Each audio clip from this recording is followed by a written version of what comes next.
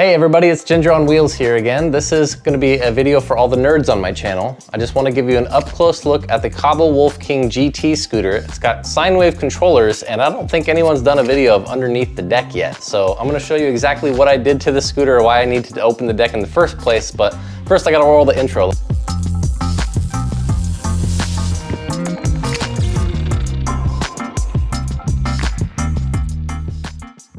So as some of you may know, I have a fast charger.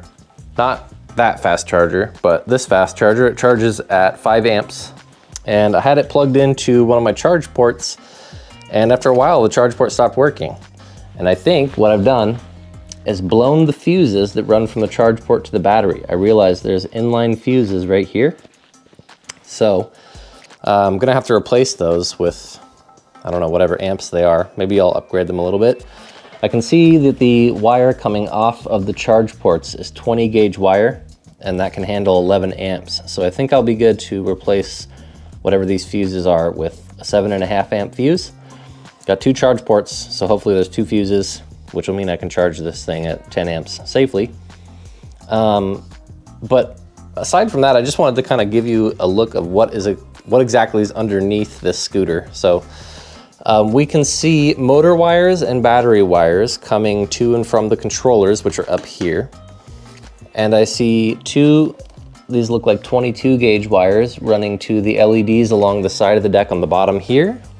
And then if you look really closely here, there's 2 more 22 gauge wires running along the LEDs on the side of the deck here. And there's a little bit of a waterproofing silicone underneath so that no water will get into this little hole they put in the frame there. But it looks like the wire coming off the charge ports is 20 gauge. It's slightly thicker than the wire coming off the charge ports. And like I said, coming from the charge port, it connects to this little XT connector. And then on the positive line, there's a fuse. There's an inline fuse. I'm gonna look into replacing those fuses. These little clips here are for the lights. These are gonna be for your tail lights and your front headlights here. So if you ever have a light out, you can just disconnect these things and start testing with your multimeter. 2 big cables coming out of the battery that run across the top here and out through here. So yeah, you can see you've got the battery lines coming into the controller here, which are actually a little bit exposed. I don't know how I feel about that. That's the positive and negative coming straight from the battery going into the controller there. I think it's supposed to be tucked up inside there more. Maybe I'll take this off and like stuff it up in there better.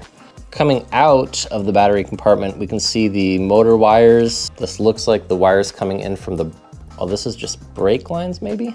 This one is a brake line, and then this one is gonna be for the turn signals and the mode buttons and all that stuff. This wire coming out of here is obviously the front motor wire. These wires coming in here are from the display, the actual TFT display. And there's your hydraulic brake line running down the side of that. This is going to be the rear motor wire. So that runs through here, comes in the bottom, runs across the whole length of this, and it was tucked across the top, and then it runs along the side of the battery all the way to the back, and it comes out down here, and that's your rear motor wire right there. This wire is kind of concerning. I don't know if you can see. I can see the positive and negative of whatever's inside there. I believe it's the tail light. As you can see, it runs along here and goes up into the fender. So I'm guessing that's tail light / turn signals inside here. I'm gonna throw some electrical tape on that and seal that off because that's potentially very bad. Could short out the controllers or just the tail lights, you never know. All right, so I tipped the little teapot over and got the battery out. And I'm kind of surprised at the amount of stuff that got going on with the battery here.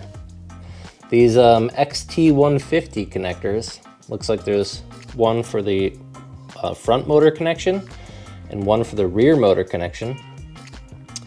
And on each one of these, there's a charge port. You can see there's a charge port here. And I've pulled the fuse. And then there's another charger, I guess inline fuse right here, where my finger is.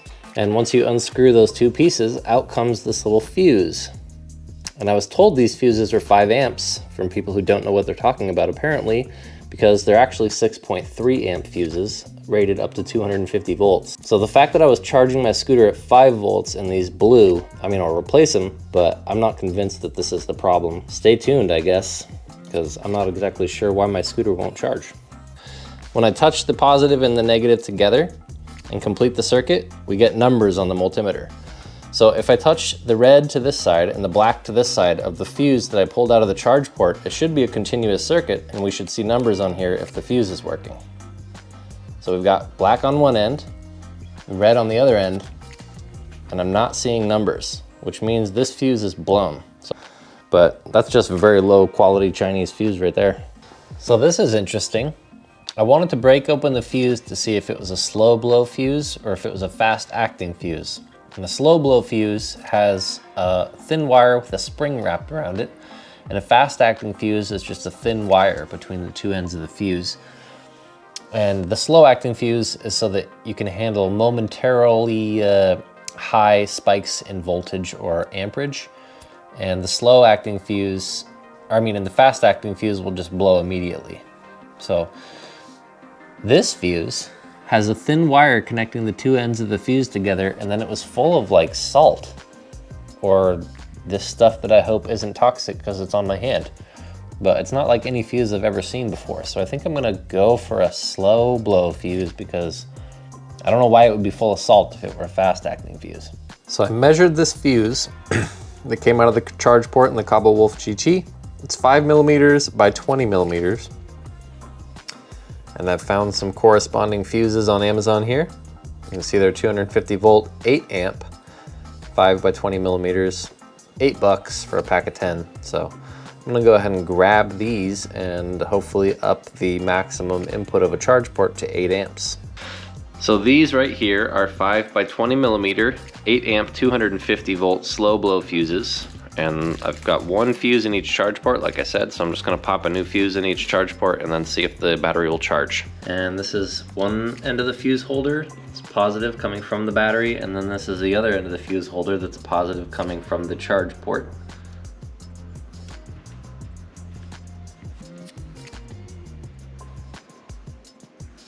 It's a little bit of a spring-loaded mechanism inside the lower half of the fuse holder.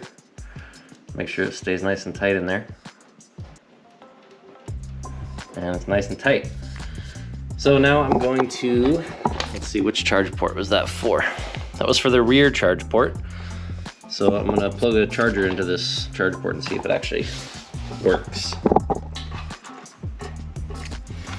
There we go. Charger turns red. So it was the fuses that were blown. Cheap little Chinese fuses. Great, so I can charge the scooter now. So I guess that's how you change the fuses in the, I guess this works for the Cabo Wolf, Wolf King, and Wolf King GT. I replaced this fuse. I've got one more to do right here for the other charge port, and then I'm gonna put the thing back together. Okay, so for the record, when I blew the fuses before, I was using my two 84 volt fast chargers, but one of them has an adapter on the end. It's actually a 4-pin and has an adapter to a 3-pin, so I'm assuming that's what made them blow, but I don't know. Right now, to test to see if it actually can take more than 10 amps, the only way I have to do that is to use this supercharger. So right now we're charging at 10.9 amps, and I'm gonna just let it sit here for 30 minutes or so. I'm gonna see if the fuses blow, and then if they don't, I'm gonna check the temperature of the pins on the charging ports and see what the temperature is actually at, because the wire coming from the charge ports is pretty thin, and then it connects to an XT connector that you can see right there. And then the wire coming from the XT connector to the battery is 1 gauge higher or lower. The wire is thicker going from the XT to the battery. I think that's just a safety precaution. So if you do overpower the charge port, this wire will melt and blow the fuse first before it affects the battery. But all I can do now is really just sit here and wait, and then I'll test the temperature of the 2 pins down there. We'll see what happens. Okay, so we're charging at 13 amps now on the Wolf King GT, approaching the limit of my 2 8 amp fuses, and the connections themselves are still at room temperature, 67 degrees. The charger is not. The charger is getting much hotter, but that's to be expected. The wires themselves aren't getting hot. The charge ports aren't getting hot. I'm not sure why everyone... The general consensus is the GX16 connectors are only capable of 5 amps each, but I don't know why. The connectors aren't getting hot. The wires aren't getting hot. The battery is totally capable of accepting that charge. So why can't I charge at 10 amps per connector? Here we are. We're at 72.5 volts, charging at almost 13 amps. No issues. All right, you guys, that's going to conclude this very short video on the Cobble Wolf King GT charging. I was able to charge it at near 14 amps for 30 minutes, and I saw 0 increase in temperature in the charge ports, the wires going to or from the charge ports, or the battery. The only thing that got hot was the charger. I'm not really entirely sure what happened with my charge ports or my fuses, why they ended up blowing, but if this happens to you, hopefully this video is useful. If it doesn't happen to you, this video is probably pretty cool still because you get to see the inside of the Cobble Wolf King GT. All I've got to do now is just wait for this thing to charge up to full, and then we can go ride it around outside. So subscribe to the channel and stay tuned for that video.